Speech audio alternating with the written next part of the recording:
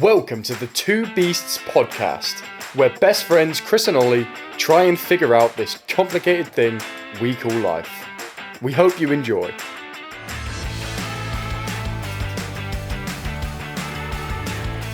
Oh, welcome back, you winners. Welcome back to episode 3 of the Two Beasts podcast. We're right back. Episode 3. We're right back. A fourth one we're recording, third one we're doing. Yeah.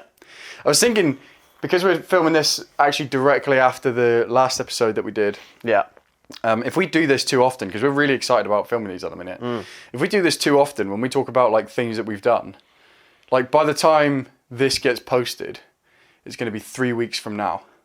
Like so much shit is going to have happened in that time. Correct. And if we carry on like that, we're going to be talking about stuff like, and it's not actually going to be relevant until, so we might have to kind of, sometimes maybe if there's something more urgent, like something more recent that's happened, we might just bump it up the release queue maybe. I don't know how it's going to work. That's what we're learning. That's what we've got to figure out what the best way forward is. I guess, yeah, like you say, that's probably the best way to go. Whereas if we have a guest, they can kind of go, and again, unless they've got something specific coming up that they want to talk about, then they slide in, more recent. But yeah, I would say we just sort of play it and see. I guess it's a scheduling thing, isn't it? Like anything else. You have a and I guess we just have to. I guess we're only doing these like back-to-back ones mostly because we haven't. Obviously, we just need a lot to post, right? Yeah. Like we just need a few for people to get the ball rolling. But then once we've done it, we'll be like once a week, won't we? So it's not. The other thing we can do later on, if we have like really like loads and loads of episodes in the backlog, like right now we filmed 2 for the sake of having 2 weeks worth to like secure a lead in case something happens or whatever, like when you're going away on holiday or whatever. Yeah. Later on, if we have that backlog, we have like 4 or 5 backup weeks, then we can just do a 1-2 hour one. Yeah, it's fairly easy. Give a longer one. I'd like to open this podcast up with an apology, because on the last episode I wore a black tank top, and the video viewers would have noticed that I had basically that it's really difficult to not have a nip slip on that one, and so I basically had an exposed nipple for the entire duration of the. Yeah, it was staring at me. It was literally the entire time. Yeah, I was trying to like, don't look down, just look at your face. So Ollie in turn had to hide his erection, which was tricky for him. So first of all, I apologise to you, and then I apologise subsequently for the sexual tension. Yeah, I don't want to be staring at nipples caused by the viewers. Yeah. Now I was playing a game with him this morning. Before we started the podcast, I was trying to get him to. I sung a theme song that I know he knows, and I was trying to see if he could guess it, and he couldn't yet. He has 3 guesses. He's used 2 of them. So I got 1 left. He's got 1 left, and he's going to do it live. The tension is in the air. Right now, we're going to open this podcast with him guessing it live. And the tune is as follows.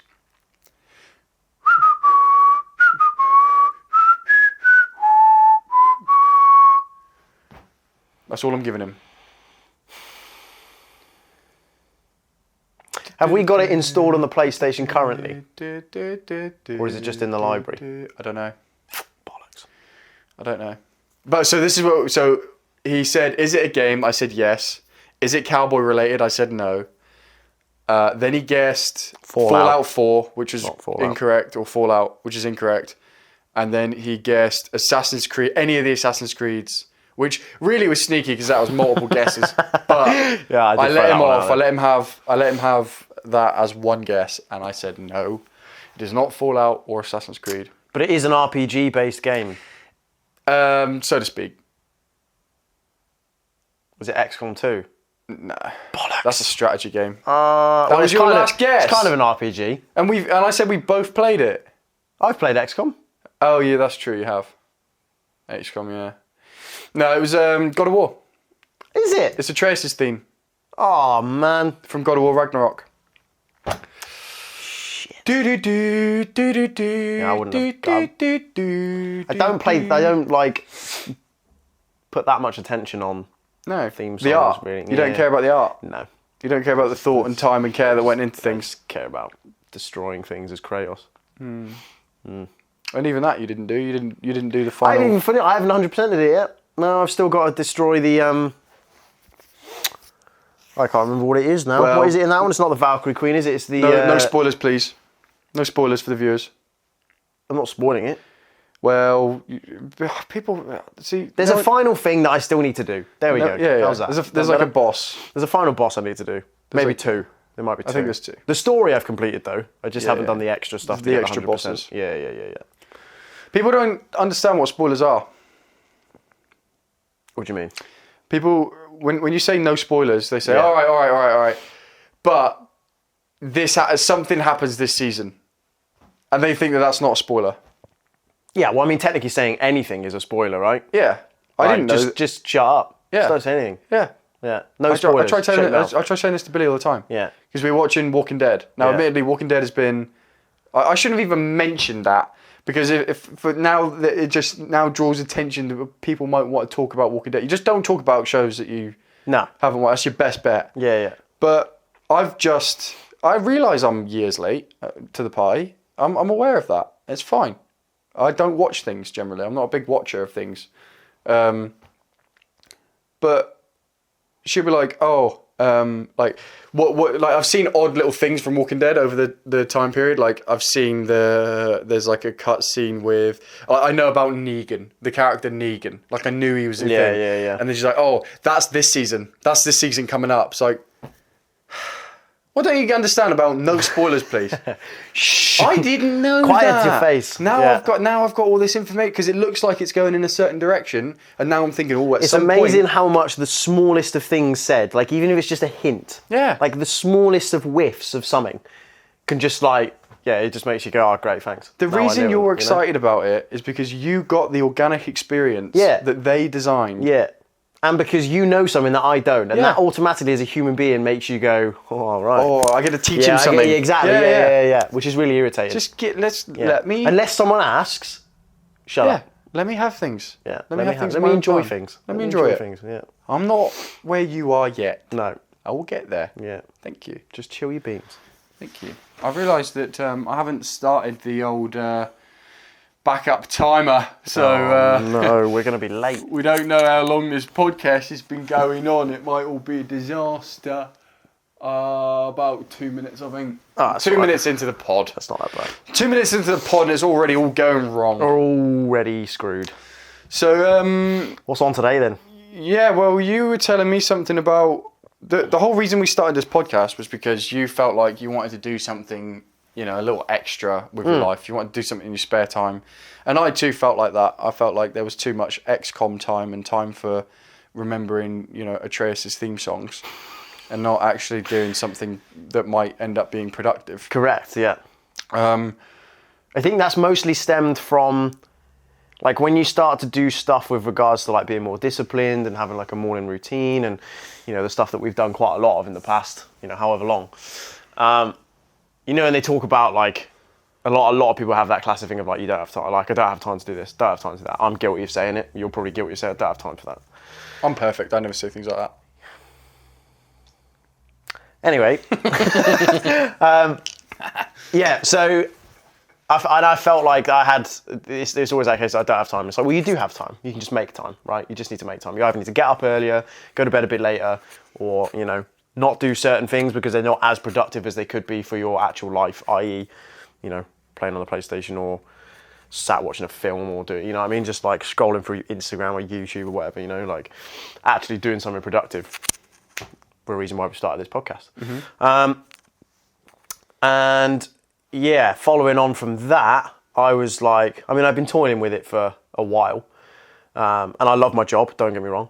I love what I do. But there's going to come a time where putting holes on a wall is going to become slightly more challenging, or I might just be well, kind of done this for the past however long, I want to move on and do something else. So I felt why don't I just start something now? There's no time like the present, right? So, and I've been thinking about it for a while, and I've kind of been toying with several ideas of what the best route to go down is. And I think a lot of people say, and funny enough, what Luke said on that podcast was about just enjoying what you do. So it's got to be combined with something that you love to do. And I should have known that really, because that's effectively what my job is now. So I should have just done, if I'd have started something else, then it's got to be something related that I like doing, So, and I was kind of thinking about it, and I was like, okay, what is it that I can offer to people that people would pay for, you know, because that's essentially what business is, right? It's like, what can I offer, whether that's a service or a product or information or whatever. I'm kind of going off your thing recently, which was business-wise, your little side thing. Oh, well, are you talking about the fitness program? Yeah. Yeah, well, I've been following the fitness program from some guys called the Buff Dudes for, I don't know, like... It's a while now. Since uni, so we're talking 5 or 6 years. Yeah, and they have 2 programs, and they're both 3-month programs. And I literally just follow them 12 weeks, and then when I get to the end, I restart it. I like take a week or 2 off and just have fun for a couple of weeks. Like training whatever I want, however I want. And then I'll just restart the program again. And then I kind of flick between the 2. So it's kind of like I combine both their programs together, so it's one 6-month program. Like one 6-month program.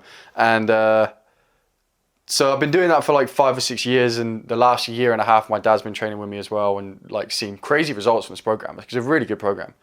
So now I just, but there's things we add in now as well. Like there's so many things where there's certain exercises that I never got along with, or I don't think are the best, and so I've swapped them out for other things. It's basically like my own program now. So I thought, well, why don't I just iron that out and actually design my own program based on, take all the bits that works, take all the bits that we've always gone, we're just doing it 'cause it's on the program, just like cut away the fat a little bit, add some new exercises that we've come across over the years that are really good, and then just make our own program, just turn it into our own, take the similar kind of principles of it, like the best principles, but make it our own thing. So I wasn't necessarily planning on charging for it or anything like that, at least at this stage, because I'm not qualified. I'm not a qualified PT. I just pick up heavy things, put them down. Yeah. So, but if it was something that I could make available to people, then I would do it. Maybe later on, I'd put more in-depth programs together that I might, if I've put enough effort into it that warrants it, then I might put a paywall up. But definitely the first one, I think, just sort of just putting it out and just making it available to people who come up in the gym and they ask like, oh, what does that exercise do or whatever? Because some of them are like weird exercises, like ones you haven't heard of before. So now I can just be like, look, here's a program, here's some videos we filmed of how to do them. Have fun. So that is essentially the same plan as what I have, but it's based on climbing, obviously, because that's my thing. That's what I know about, right? And I had the initial thought of like, I could do it as like a route setting thing, so I could teach people how to route set. But then to me, there was a whole load of variables that go into that just make it quite a difficult thing to give people. Maybe down the line I'll be able to do that, but I think as of right now, it's not sort of viable. Yeah. So my thinking now is that I would go down a similar route in terms of the programs.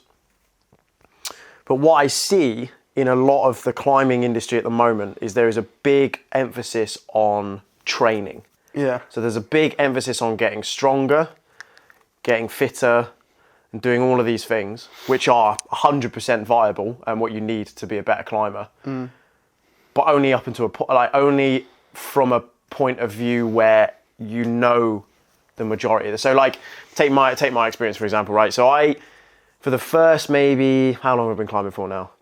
What are we, 2023? 11 years at the end of this year it will be.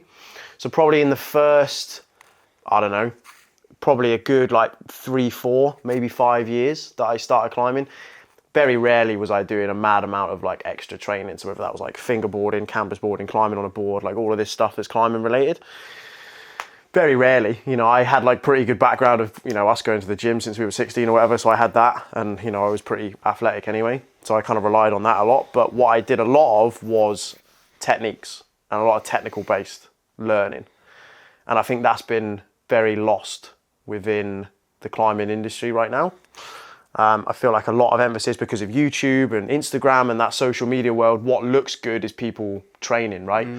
Whereas the stuff that necessarily doesn't look good is sometimes the stuff that is actually more valuable, So like you've probably experienced with gym, right?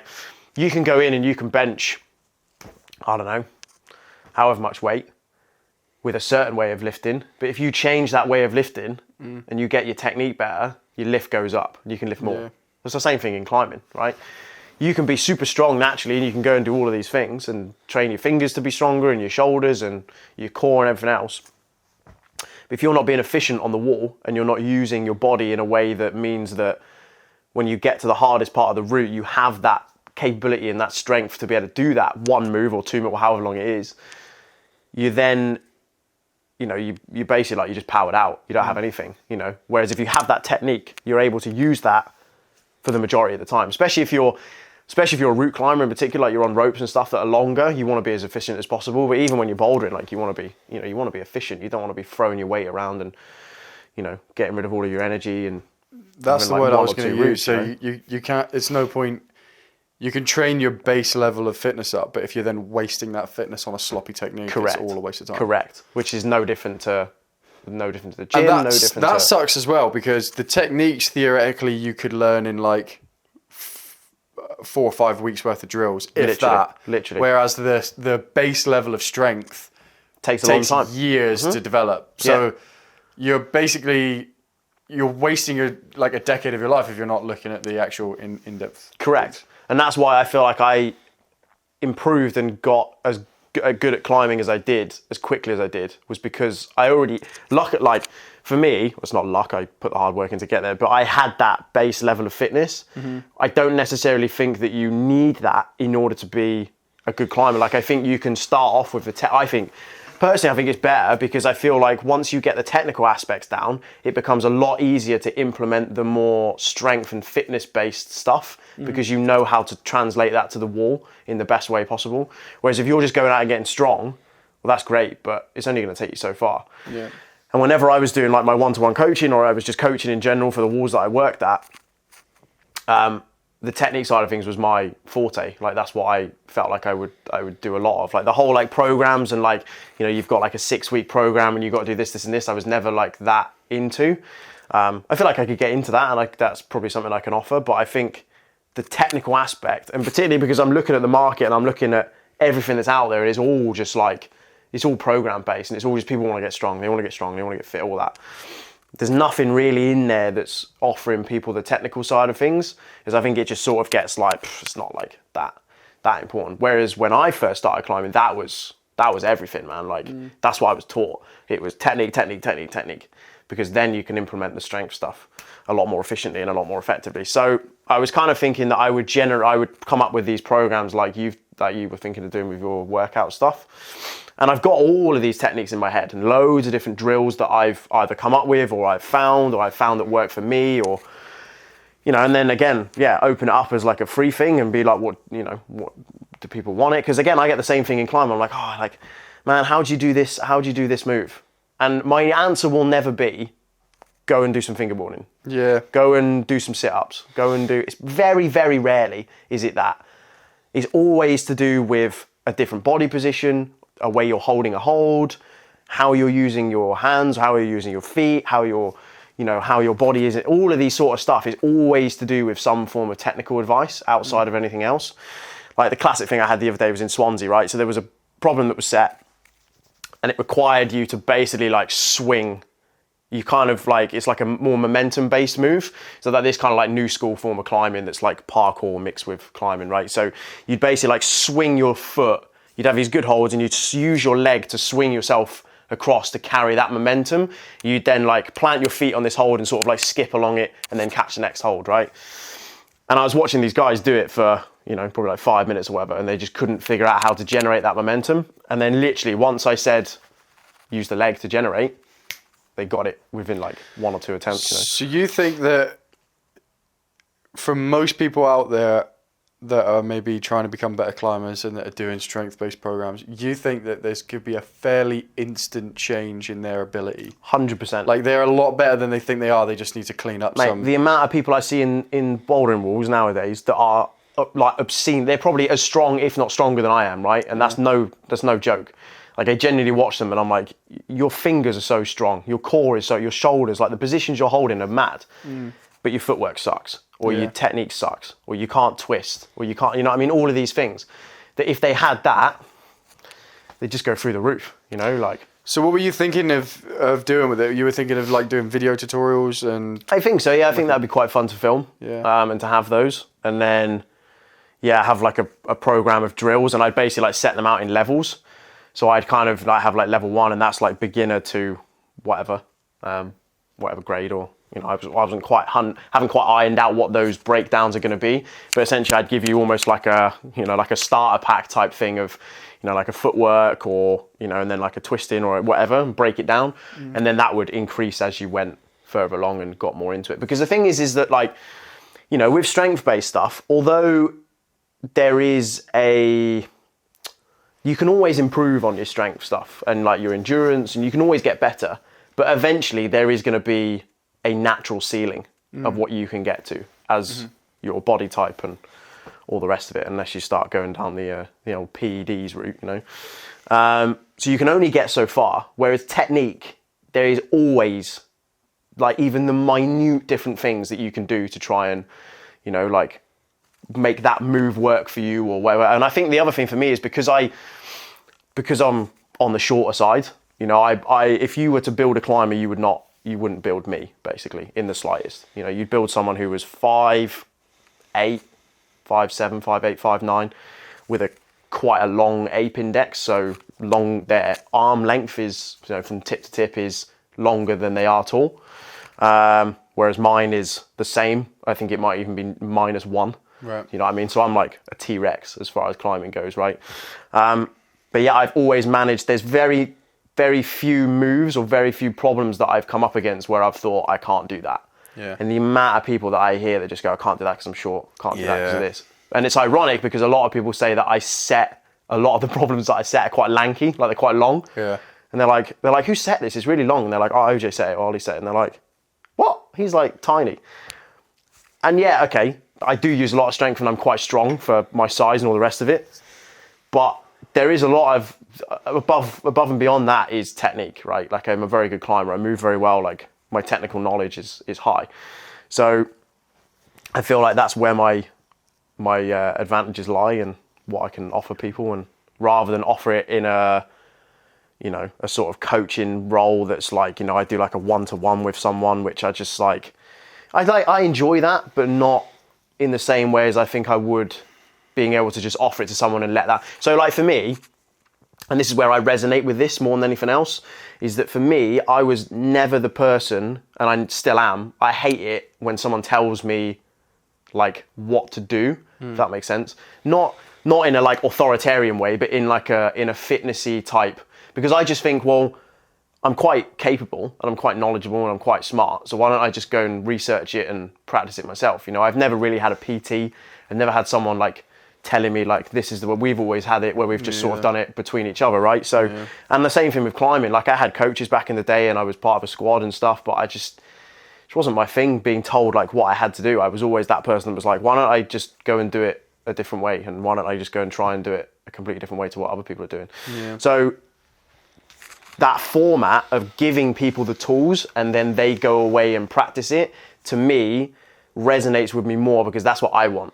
Like, I don't want someone to shout at me for an hour being like, oh, go up that, climb that 1-2 times, whatever. I feel like it's better to just have that resource and then do with it what I will in order to improve him, whether that's because you work a job. So like finding times, I know we just talked about finding enough time, but you find time hard, like, maybe you've got other things that you like to do other than just climbing or whatever it is, you have that and you're not solely focused on you have to do this at this time because your coach is telling you to do it, right? You have it in your own time, you can use it, so that's kind of like what I resonate most of it. And I feel like that should come across in filming these videos and that's what I like about the Buff Dudes program, because they have these days set out, but they're like, look, if you want to swap that day and do that day, or that exercise machine is busy, you can just swap it out for another thing. Like, it doesn't matter. Just generally speaking, this is the recommended kind of workflow. And that worked great for me because, like for example, shoulder day might be Wednesday, but I'm in a hotel Monday night with no gym, and shoulders is easier to train with like resistance bands or whatever. So I can just swap those days around. It's no big deal. Yeah. No big deal. So like, it's more like you say, resources and recommendations rather than regimented program. Yeah, for sure. Yeah, which I never really enjoyed. And I've like tried programs before from people, and I just if there's a day where I'm it's nice out, I can go climbing, but my program says I've got to do whatever. And a lot of people will just be like, oh, well, you can just go out climbing, like it doesn't matter. And you're like, well, that's the case, but you've drawn up this entire program based off, and also I think on the climbing perspective, and this is just my humble opinion, feel free to, anyone out there, feel free to like say whatever, but in my opinion, the structured regimented programs in climbing work if you're like, let's say, a competition climber. Okay, so at the end of August you have a World Cup that you are training for in bouldering. Okay, so the 6 to 8 weeks leading up to that, I need to do this, this, and this. I don't care about climbing outside. That competition is my main focus. So I know that on Monday I need to do campus boarding with, I don't know, some fingerboarding thing, or then on Wednesday I'm doing strength and conditioning. You know what I mean? So there's like that regimented thing, and you don't care about climbing. Nothing else comes into your field of view. It's just that comp is the only thing I'm focusing on, right? Yeah. So this regimented structure works. But I feel like for someone that's getting into outside where the variables are you have no control over, you know what I mean? Like, yeah, that's true. This whole system of just being able to give people the resource and then they figure out how it's going to work for them, I feel like is a way better. And that's what I've always done because my focus has always been outside. It's never been indoors. So, do you think that the barn would let you in like after hours the climbing hangar would let you in after hours to film? Possibly, yeah. Or even just during hours, like when I don't work. I think they would, yeah. Because and then this is something that I have to sort of speak to them about and talk to them about and see if I can, maybe there's a way to work with them or, whatever. Like, there's probably a way around it, but if not, there's many other climbing centres available that I can film them at. So, how many videos would you need? Like, what would you look at training? Well, how many techniques? Again, it's going to depend upon how many I think are worthy of each sort of like category. You'd have to build a curriculum. Yeah, for sure. That's exactly the first step, which is what I'm going to work on. Right from like now. The very basics. Literally, yeah. And my plan is to just start and list like all of the techniques that I know, like everything that you could possibly think of in climbing, and then try and figure out the breakdown in terms of where each one sits and where each one makes sense to teach someone that. And I've already done that through, when I was coaching for the hangar or I was coaching at the barn or whatever, I had that, like I knew I was doing that anyway through that business. Mm-hmm.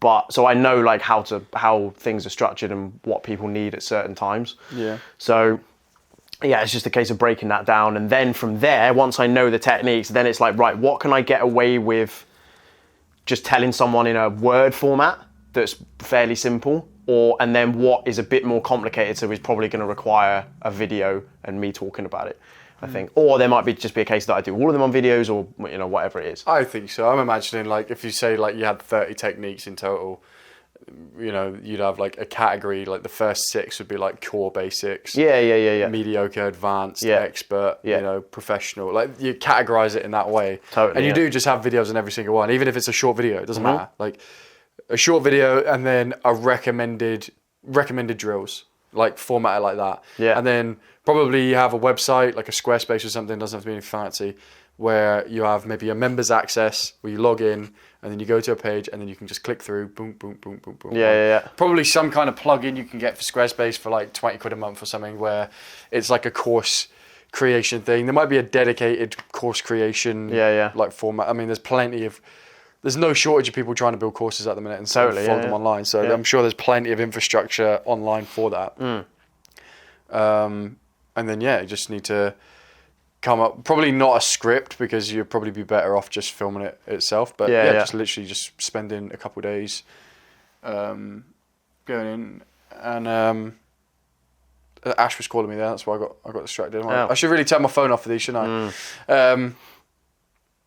But, it makes a ton of sense because I feel like you've often been... I tell you what, while we're talking about this... Hold that thought. We're about to go into a big topic here. Okay. A big topic. But the problem is, it's time for an ad break with our sponsors. What's up, you winners? Thank you for listening to the Two Beasts podcast so far. Just to let you know, this podcast is sponsored by Maven Visuals Ltd. Maven Visuals is the go-to for video production here in the southwest of England. So if your business needs fresh, engaging video content that will be sure to bring new sales into your company, then don't hesitate to get in touch at www.mavenvisuals.com. mavenvisuals.com. Back to the podcast. So, as I was saying, it makes a ton of sense because I feel like when I've mentioned this idea to you before, like you should sell, like you got information and knowledge on the sport of climbing, I felt like you were a little uncomfortable with the idea of playing that classic. It's such a cliche, isn't it? Like, establish yourself as the expert in your field. And you just think, I don't know what I'm talking about. Yeah, but the thing is, you do. Yeah. You've been a coach for 10 years on and you've got years anyway of worth of experience. You've been climbing for 11 years. Yeah. You're good at it. Yeah. And you've done it. It's been your primary thing. You've done it every day, if not every other day. Yeah, and I also have the and the official I qualifications. actually have the official qualifications to back it up as well. You know, like so it makes more sense for you to do that than me to do my program. I've literally just got practical experience. That's it. That's all mine would be. Yeah. Yours is, official qualifications, time, 11 years on the block, and experience as a coach. I think that all of that would blend together very nicely. And I think it'd be an absolute waste to not use that. Yeah, for sure. And it sounds like, I think the technique thing is completely true. I think it'd be a great thing to do. Yeah. So I think you just need to make a list and then we need to go shoot the videos. Because I'm not imagining you're going to do it on your iPhone here. Who's going to film those videos then? Wow. Who are you going to get to do that? Well, funnily enough, there's a guy who I live with, is who there? I also do a podcast with. He's expensive. He is expensive, but he has got a lot of good camera gear that I know I can just grab whenever I want. He's expensive. I don't know if he'd want to help you out, man. Maybe. Depends on how much of a twat he is. Anyway. No, I'll do that. Yeah. But yeah, so that's my thinking. That's kind of like the route I will go down, I think. And then what's nice about that is that I can start with that because that's what I know, and then I can branch off into, I could like do some research and get better at being a PT maybe, or like get some PT qualifications and then go down that route of selling, the other stuff or whatever. I think the PT qualifications are just lip service. Like from what I understand. I mean, it's pretty much. Yeah. A lot of the guys that go down the PT route. Yeah. Everyone and their mum can get a PT qualification. There's guys we know that are quote unquote PTs and they're like out of shape. Yeah, totally. They couldn't. Yeah. That's what I mean. It's like anyone and their mum can go and get a PT qualification. Yeah. It feels like. I don't feel like they're gonna. I don't know. Maybe I'm just being like arrogant, but I don't feel like they've got much to say. The problem is with these things, and it's the same thing with the climbing qualifications in some respects. Like the amount of people that I know that have essentially the same qualifications as me, but their genuine practical experience is half, if not less, like way less. So. That doesn't make any sense, It's just a bit ridiculous. So it's hard to people don't take into account with these qualifications the experience that you have. I don't think they just sort of lump everyone in together, and not just the experience, but how good that experience is, right? So you can have experience in being a mechanic, but if every car you fix then broke a week later. Well, it's pretty shit experience, you know what I mean? Like, yeah, it doesn't mean anything. Whereas if you've got experience where you've been a mechanic and every car you've ever fixed has gone on to be totally fine, well, then that's the experience you want, isn't it? You don't want shit experience, It's like in the route setting now, I could have someone that's like, oh yeah, I've been setting for, 10, 15 years. And it's like, yeah, but what have you been setting? You've just been setting like these tiny little hole in the wall gyms with barely any holes and all that. Like, that's great, that'll get you so far. If I put you in a modern gym with modern holds, you'd be a bit like, oh shit, that experience kind of then counts for way less. Whereas if I've got someone that from the get-go, they worked in a high-end gym with all these high-end holes and all that, and they've only been setting for like 1 or 2 years, but they've been working in those more, modern environments, well, I'm probably way more likely to pick that guy because, constantly learning and all that sort of stuff. So, and it depends on the person as well, like, what their character's like, what their personality's like. Are they driven? Are they hardworking? Like, are they learning constantly? It's the biggest thing I see at the moment with coaches where they just don't. They want everything given to them and like handed essentially. Like, well, there's an element of it, like an element of coaching, and I'm not slagging off coaches. There's plenty of good coaches out there, just like there's plenty of good teachers out there. But it's that whole saying of those that can do and those that can't teach. Yeah, I think there's a lot of that going on too. There's a lot of people that just got pushed down because they did PE in school. That's what the qualification thing bothers me. They did PE in school. They did a GCSE in it, and then they just ended up folding down that road and following the system-led direction rather than actually getting into a PT because they had a passion for it and You know, they like it because it's what they know. Yeah. They're comfortable with it. Like, I know loads of people in climbing who have got 15, 20 years worth of experience of coaching and all that sort of stuff, and they've got nowhere near the kind of qualifications that people who have only been doing it for like 4 or 5 years have. So if you're looking purely at qualifications, you'd look at those and go, well, they're way more qualified. And you're like, yeah, but this guy's been doing it for 20 years. You know what I mean? Like, who am I going to go for? The one that's actually been doing it, and, you know, or am I going to go for the one that has the bit of paper? Yeah. You know, but that's not to say, and there is like anomalies. You know, you say about like, you know, those who can do and those who can't teach, right? Like, there's the anomalies with that can but teach, you know, like, but the majority of the time, the ones that make the good coaches are the ones that are the good climbers, or like the good, you know, the people that understand the sport. Now, obviously, getting experience in whatever sport it is, you know, football or cricket or tennis or whatever, you're going to understand how that works. So therefore, you should, with the qualification training, you should then have a pretty good combination of experience and training. So you should then know how to put that across. But again, there's anomalies where people who have never done a sport, but they've done another sport which is kind of linked, they know how to transfer those same skills will transfer across. I think you see that a lot in strength and conditioning coaches in like high-end professional sports, in that you see a lot of people, and climbing's had it a few times, like there's been like a coach where they've come from a completely different sport, but because it's the strength and conditioning side and not necessarily the technical side, they can just transfer whatever they've done for that, and they've gone, oh, right, climbers need this, this, and this, therefore I'm going to get them to do this, this, and this across a week, you know? Right. But I think for the more technical based, the stuff that's like sport specific, yeah, no doubt you need to have done the sport, in my opinion, and you need to know how to. But then you can have done the sport, but if you don't know how to put it across to people in a way that makes sense and that people can easily digest and then use it for themselves, well, then that's pointless as well. So not only have you got to have the experience and the knowledge, you then also got to know how to put it across to people. So you have to be a good communicator. Yeah, totally, yeah. And that's only, there's not many people who can do that as well. So you're even like niching it down. And you have to be good with people, and a lot of people don't. I don't think a lot of people appreciate that. People skills. 90% of anything is people skills. Like, it doesn't matter how good you are at stuff. It really doesn't. If you can't communicate with people and you can't be an enthusiastic person and make people feel good about chatting to you, you aren't going to get anywhere. No, because nobody's going to pay attention. Yeah, the amount of people I just cut off when they're unenthusiastic. You guys, there was a guy, Lauren, our friend Lauren, was seeing. I won't say his name, but he was coming up to 30. He was like 29, coming up 30, and she was all like, she's quite a timid, shy kind of person as well. She doesn't want to necessarily push the boat out and take unnecessary gambles. And so instead of finding somebody that pushes her to go further and do more, they typically, like, she hasn't had many boyfriends. She's like very, very traditional in that sense. She kind of goes for people that are safe, you know, safe options. People that aren't necessarily all that ambitious. And this new guy was exactly like that. And they both worked in Clinton's, a card shop, and it was like around Christmas time. I think you were there, weren't you? Yeah, because we were out with that other guy. Yeah.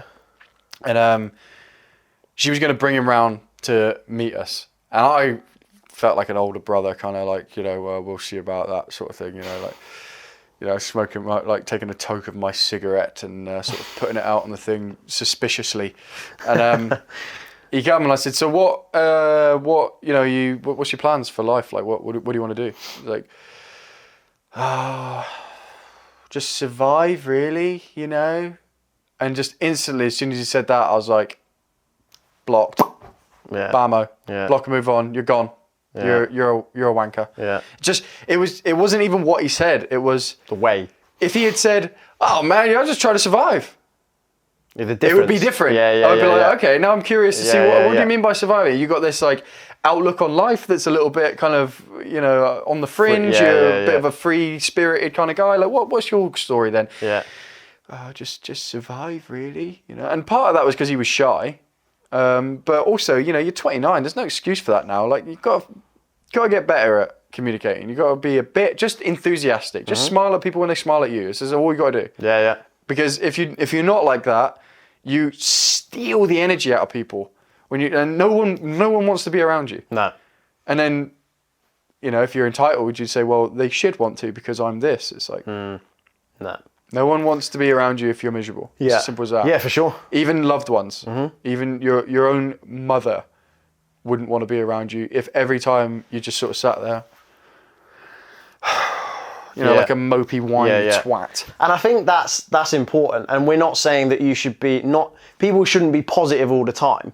Because there's not like this, like, oh yeah, man, and like, yeah, I'm fine. You know what I mean? Because there's a balance, right? You don't want to go too fake. Yeah, for sure. Yeah. Like everyone's going through stuff. Like everyone has bad days, but put on a poker face, man. Like be that sort of supporting person in your friendship group or your family or whatever. Like. Well, the thing comes down to mentality. Are you going to let things like that bother you to the degree where, you're going to drag everyone else down because you're having a shit day? Yeah. Like, that's not a good team player. That's not someone you want in your camp. It's not someone you want. Because we're all going to, like you said, we're all going to have shit days. Every single one of us. And we've all got to be friends with somebody. Yeah. Because we can't go anywhere alone. Like, you can't do it alone. No. You can't. That whole thing of like, I'm going to be a lone wolf and go live in the woods, man.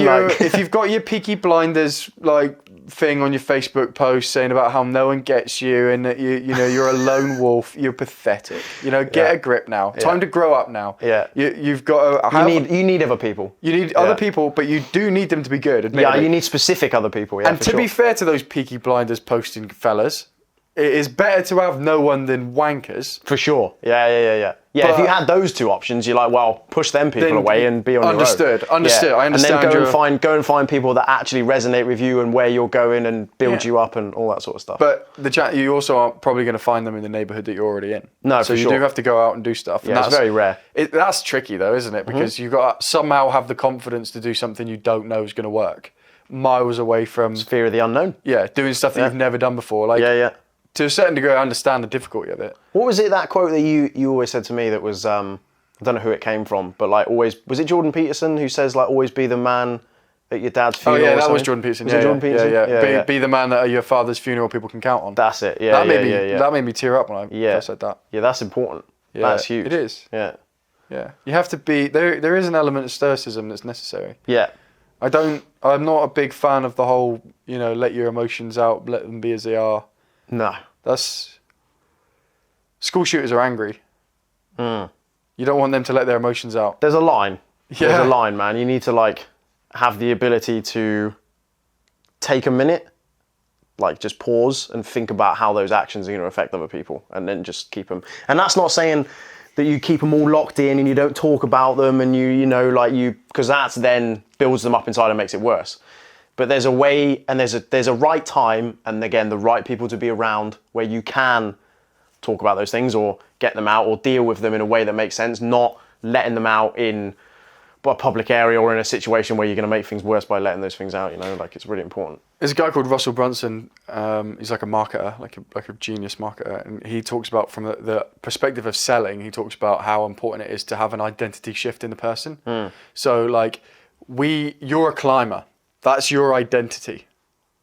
That means you're going to do it. Yeah. Because if you don't climb now, if suddenly you never climb again, what are you? You don't know. No. Do you panic? Because you're like, what? And that's why like there's a load of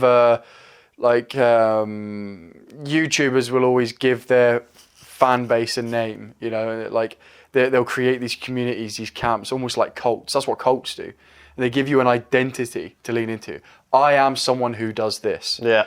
And I think you can probably boil it down to you're either somebody that takes responsibility, you identify as someone who takes responsibility for their own mistakes, or you identify as someone who's hard done by the world. Yeah, well, you're either a leader or a sheep, right? Yeah. And that's kind of the way it works. And it's as simple as the latter, the people who identify as everything someone else's fault, have to be culled out of your life. They have to be gone. You can't... Yeah, because like you said before, they'll suck the energy out of the room. And they will suck the energy out of the room because they'll be blaming you for stuff that is their problem. And correct. When you're somebody that takes responsibility for your own mistakes, then you know that there's a ton of mistakes you've got to already rectify. That you need to fix, So now you can't be listening to someone else's problems that is their fault, that they're trying to make it onto you. If we all just dealt with our own shit, that would be utopia. Yeah. But that's why it's important to have those correct people around you. When you have those days, those people around you don't sit there and go, oh, mate, like, it's really, yeah, man. Like, they're there for you and they go, oh, look, mate, that's a pretty shit situation, but let's do this, this, and this, and this to get you back to a point. That's what you want. You don't want people that are just going to mope with you. You want people that are actually going to bring you back up and bring you out of that place where you're in, you know? Yeah. And that's really important. And sometimes that's harsh too. Sometimes it's hearing harsh things. For sure, yeah. Like, you know, you literally did it with me like 12 months ago. You're like, sort your shit out. You know what I mean? Like, and that made me go, right, okay, I should probably do something. Well, it made you angry at me for a while. Yeah, but that's what I needed. Yeah. You know what I mean? But there's what, you know, and I get this with my job as well in terms of being a manager. There's certain individuals need to, I think it's a skill to be able to know how to communicate with certain different types of individuals and get that point. Because some people can have that and just be like, look, mate, sort your shit out. And they'll be like, oh, all right, yeah, cool. Yeah. Whereas other people will just like, they'll just not even listen to that. So I think there is a way to talk to people in that way. I'm not so sure I'm good at the communicating it to people who can't handle it. If you can't handle just fucking get a grip. If you can't handle that, if that just sends you... I mean, it does make people defensive naturally anyway, but that's normal. If you can then go away and think about it and go, right, okay, now I've calmed down, I kind of see... As soon as I lose that element, if I have to speak to someone that's emotionally geared or sensitive, I find it really difficult. And it ends up coming across as nasty, and it probably is in that context. It's nasty anyway, but it's for... They need to hear it. You have to hear it. Well, that age-old thing of the truth hurts, right? Yeah. Like, it's true. So it sucks, because you do feel like a bastard. Yeah. But at the same time, it's like, what am I going to do? Am I going to just let you carry on thinking that what you're doing is the right way to think about things? Yeah. Like, if I could take a gamble here and I could tell you things in a really harsh manner, which is pretty much the only way. At some point, you're going to have to come to that realization. Yeah. So I could be the person that hurts your feelings today and is the bastard. And then one of two things can happen. One, you might double down and, you know, hate me and just think of me as a bad person for the rest of your life. Or you might see the light, change, go through the healing and become a better person. Yeah. If I do nothing, you're guaranteed to be the first option. Yeah, for sure, yeah. So you have to do something. Yeah, and plus, if I do the first option, you're guaranteed to stay that way. And also, I'm going to have to suffer for it. I'm going to have to be dragged down into it with you. Because you're just going to keep blaming me for stuff. Yeah, that makes sense. So it sucks, but I would much rather you really hate me now or think that I'm cruel now. And but maybe you improve afterwards. Maybe That's the thing. I think I was listening to a podcast with Goggins the other day, and he said exactly the same things. That he was like, I would much rather you hate me but get better. Yes, that's true. Than love me and stay the same. Stay the same. You know, like. And he also says about how like I could not tell you to your face now that you're getting fat, and go home and then talk to my missus about it and slag you off behind your back. That's even worse. I don't want to do that either. That's even worse. Yeah. So now you don't even live in a real world because people are nice to you, and then they go. At least you know people are saying stuff like if there's a problem with you. Chances are people are talking to you about behind your back. Yeah, they know. Yeah. If you're not going anywhere in life or you're feeling like you're being lazy, then at least the people who are not lazy are noticing that. This is what I've realised. Like all of the faults now that we've got, which we've still got some we've discovered, some we haven't discovered. The people that are successful can see it in us now. If they watched us now, they would just see our faults and be like, they're not ready for this because of that. And we'll have that knowledge at some point. That's what we're ultimately chasing. That's what this whole podcast is about, isn't it? Yeah. But yeah, in the same way that people that are still haven't learned some of the lessons that we're all learning lessons at different times, different lessons at different times. Yeah. Some of the lessons we've learned that we see someone else hasn't learned yet. You can just tell. You can tell when they're full of shit. You can tell when they're bullshitting. You can tell like all this stuff that when we did it, we thought we were so slick, and now people doing it to us. Like, I know your game, chief. Yeah.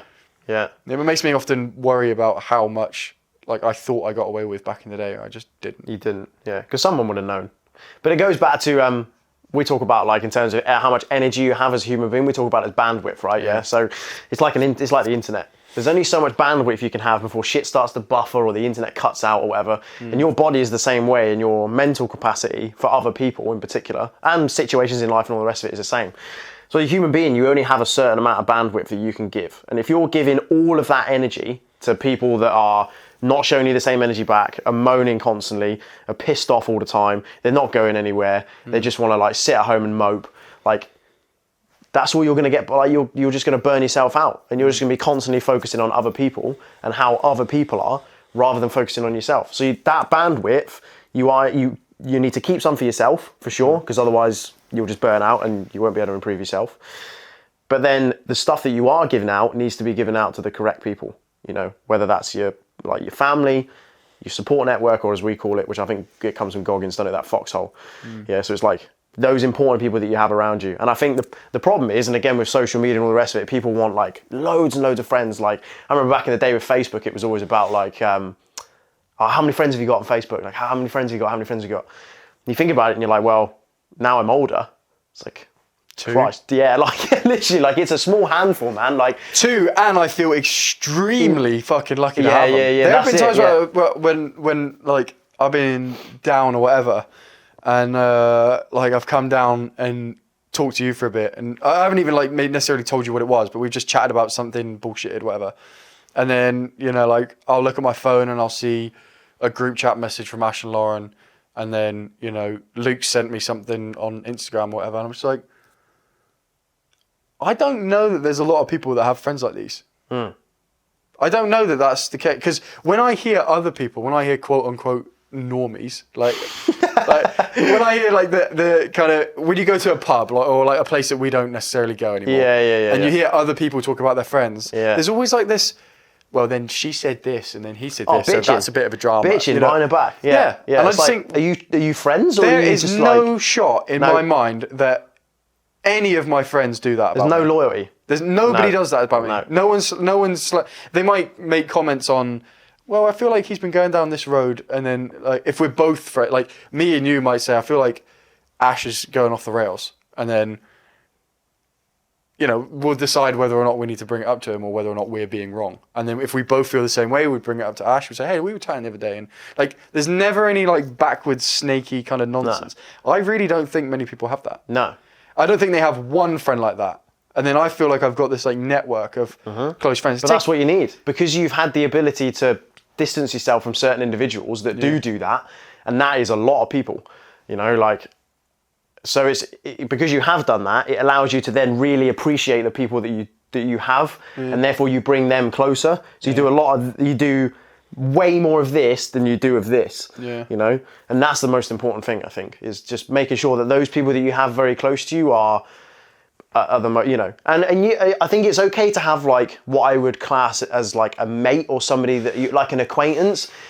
But if shit's hitting the fan and you need something doing, you ain't going to them first. You know what I mean? Like you put them in the right place, For sure, yeah. They do it to you too, you know. So and you'll know who those people are pretty quick. Anyway, we're going to take a wee break because I've just seen in the reflection of that television that camera is misbehaving.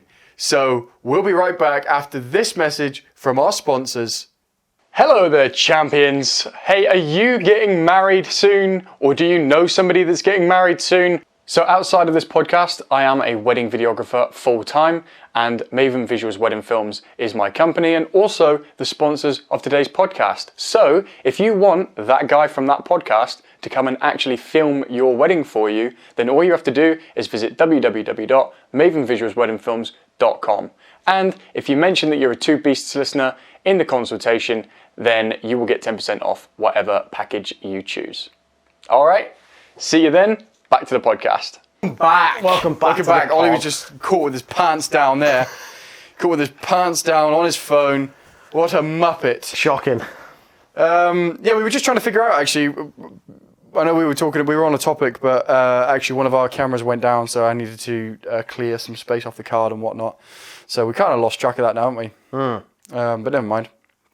We were trying to figure out during the break there, people were following the Two Beasts podcast on Instagram at #2Beast podcast, at 2Beast podcast. And we were trying to figure out how, because we're going to announce it today. Like, as we're filming this episode, today's going to be the day that we announce it. Sunday the 9th of July. And nobody... We've got 11 followers already. We've got 11 followers, and 2 of them are us. Okay, so 2 of them are us, 9. so 9. But I haven't told anybody. No. Apart from Luke. But Luke, I don't think he's one of those followers. No. So, what kind of wizardry is this? How is it coming up as people suggested? I mean, I guess on Instagram the name is still Chris and Ollie, isn't it? Because we haven't changed that yet. Yeah, very weird. So yeah, it's going to be like surprise. But yeah, one of the guys in Liverpool, the hanger in Liverpool, found it, and then he's obviously told all of those people. So that's probably where 5 of them have come from, 4 of them. Yeah. But even though I don't know how he found it. Wow. It's like well impressive. Listen, I'm glad to have them. Yeah, man. If they're listening now, I'm glad to have you. Glad to have you here, boys. And thank you for following before you've even seen an ounce of content. Yeah, it's brave. We were talking. This was something we could have talked about. I mean, we still can. We can go on a little longer if we want to. We can do whatever we want. It's our fucking podcast. It's our thing. Certainly can. We're the king of our own shit pile. Yeah, man. As I say. We are the shit kings. We are poo kings. The Poo Kings. The Poo Kings podcast. That could have been another one. That could have been another one. That would have been quite a funny logo, actually, to be honest. You were talking the other day about how you were excited when we finally get our first hater. Our first hater? Yeah. Oh, there's going to be one. There's always going to be haters out there, isn't there? If you want to. I don't really like the term haters. It was a bit of a funny term. What term would you use? I don't know. I'm still yet to come up with something that... Knobhead. Yeah, bell end. Knobhead. Yeah. What do you think? What do you think the first one's going to be? How long do you think? It won't be long. I think it'll be more likely early on when for people sure. think we're not serious. Yeah, because people shit on stuff that either they want to do and they're just not doing it, or they kind of go. They do it as like a banterous thing. Yeah. They're kind of like, oh, why would you start that? Like, what's the point in that? And you're like, well, because I want to. And then they've just got nothing. Like it's because we want to do it. Well done, novice. You've just scratched your name off the Christmas list. Literally, yeah, no presents for you this year, my friend. Yeah, the two Santas are fucking... It's too late. It's too late, man. You've proven yourself a knob now. Yeah, you've ruined it. You can't... When we're hugely successful and you're still doing whatever you're doing, moaning at stuff. But that's how it is. That's literally what happens to the majority of people. Is like, they will shit on it. And I had it when I first started climbing, man. Like, I had loads of people, like, when I used to play football, and I had the majority of them taking the piss out of me. They were like, oh, why would you want to go climbing? Classic line, I'll never forget this, right? Why would you want to start rock climbing? Isn't that like synchronized swimming? Now, I'm not sure whether anyone here has watched synchronized swimming. What on earth? But I can almost guarantee you that the two are not linked in any way, shape or form, right? One is in a swimming pool, one is on rock outside. And I honestly, to this day... Rock climbing is like synchronized swimming. Yeah. The person who said that, if you're out there watching this, go on, name drop them. I'm not name dropping them. Foolishness. I'm not name dropping them. They deserve it. I'm not name dropping them. I'm not that kind of person because I don't want to give them clout. Is that clout? Is that what people say these days? We don't want to send our fan base after them. We don't want to be punching down. No. Is that what the kids say? Is it called clout? Is that what clout is? Yeah, clout chasing? Yeah. I had to Google the other day what cap meant. A cap? No. People say, oh, that's for real though, no cap. I was like, all right, I've heard this term. I'm aware that it's a new term. But what the fuck does it mean? Yeah, what does it mean? No cap. Cap means lie. Oh. So if it's like... Oh, no jokes, bro. No lie. I told him no cap. Yeah. It's like, I told him with no lie. I'm not lying. No, that's for real. What was wrong with the word lie? It just wasn't cool anymore. Yeah, the cool council got involved. The cool council got involved and they said no more. Actually, it's not lies anymore, it's cap. Lies just a little bit too close to home. We've had a couple of people in the council cheating their wives recently and we need to get rid of the word lie. We had to say cap. We had to say cap. We've got to say cap now. It's slightly friendlier. How random. But yeah, so that was the funniest thing I've had from someone like that. Rock climbing is like synchronized swimming. You heard it here first on the Two Beast podcast. Yeah, if you're a rock climber out there and you want to start synchronized swimming, you're already halfway there. You're already halfway there, apparently. So fantastic. Crack on. That's beautiful. But yeah, in terms of, they're always from the jump. There'll always be people out there that go, oh, why do you want to do it? Oh, you're trying to be this person. You're just trying to be that. It's like, well, someone had to start, and then people followed, right? So, or like did the same thing. So you're always going to link whoever does the same thing as someone else to that original person. So there'll definitely be similarities to other podcasts. Yeah. But I have a slightly different view on this. I think that it's inevitable that somebody at some point is going to be a knob, but it's like not. I'm excited because we'll bring it up. Yeah, it'll be something for us to talk. We'll make a podcast episode. Well, that's what's quite good about podcasts, isn't it? In that it's kind of similar to how I see, with like comedy shows when they call out people who are hecklers and they like absolutely shit all over them. Yeah. And then they're kind of sat there in the crowd like this and you don't really hear from them for the rest of the show. Yeah. So what I like about podcasts is that you can bring those people up and then they will be sitting at home going, We'll collect them, and then we'll do an episode dedicated to all the... We should do what Goggins does and create a video of ourselves saying the comments out loud, and then we'll train to it. Yeah. Which might be the best thing I've ever heard about what to do with hateful comments. I also think, though, that for the majority, I think that people are going to be really positive about it. I think so too. Because I don't think it's a ridiculously unprofessional setup. I know that there's things that we're ironing out. It's not like we're filming it as like on a selfie stick on our iPhone or something, you know what I mean? Like, all right, ignore the fact that camera that's pointing at me is on the table. But I mean, we'll sort that. We're going to get another tripod, so don't worry about that. We talked about that last episode, didn't we? About how we've realised some mistakes from week one. Week one, we had we joked about how we had everything on box files and like balanced it up with sticky notes, all that. Turns out I can just recreate that by just putting it on the table. Yeah, I literally just plonked it on the desk over there, and now it's absolutely fine. In fact, arguably looks better. It does look better, yeah. And it's way more stable. So yeah.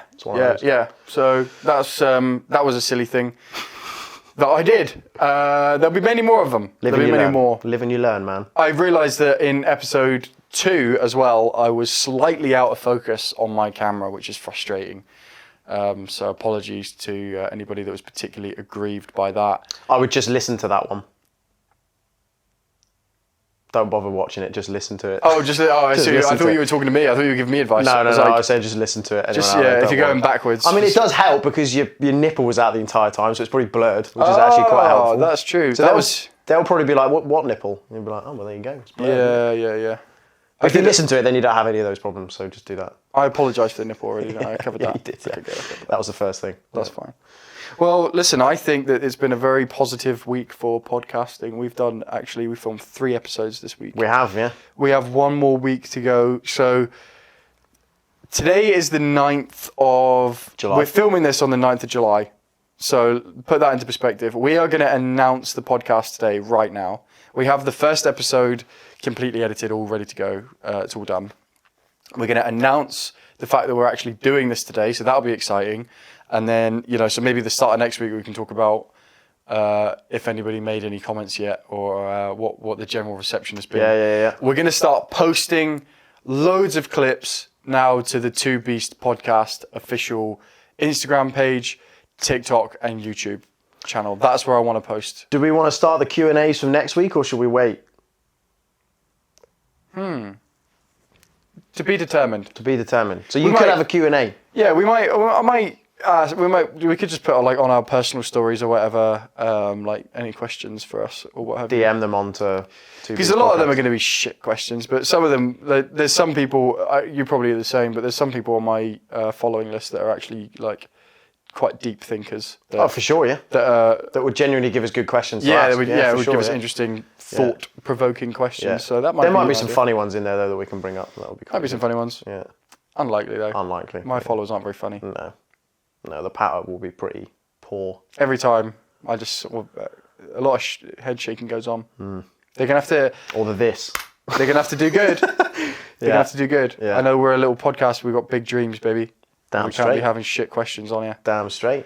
And with that, episode 3 in the bag. That's episode 3 in the bag. Thank you very much for listening. As always, follow us on the socials, and also remember to, subscribe to the podcast on whatever platform you are listening on, or indeed whatever platform we decided to post this on, because still at this point we are technically undecided on what platforms this is being posted on. But subscribe to it and share it with your friends and enjoy it. And I hope that if you're on a car journey, at the gym, or whatever you're doing listening on this podcast, that the rest of your day goes very, very well. Do you have anything else to say? No, that pretty much sums up my my sentiments. He just doesn't care about you at all, does he? He doesn't even care to say have a good day.